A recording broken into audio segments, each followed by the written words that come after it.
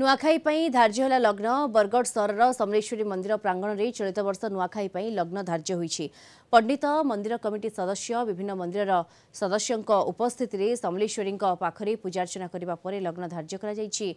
निशार्ध परे पाहांतिया पूर्व मां पाखरे प्रथमे नवान्न लागि करा सेप्टेम्बर 8 तारिख में सकाळ 9:35 रु 10:04 मध्य निज निज इष्टदेवी को नवान्न अर्पण कर नवान्न भक्षण कर सूचना मिली।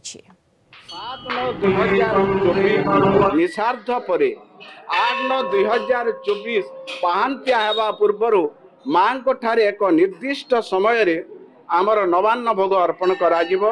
ताहा मुख्य पुरोहित एवं झांकर व्यतिरेक अन्य कहीं जानती नाही, किंतु सर्वसाधारण सुविधा निमंते नवान्न जेहेतु एक गणपर्व से आमे सुविधाजनक स्थिति को देखी एक लग्न निरूपण करिचु।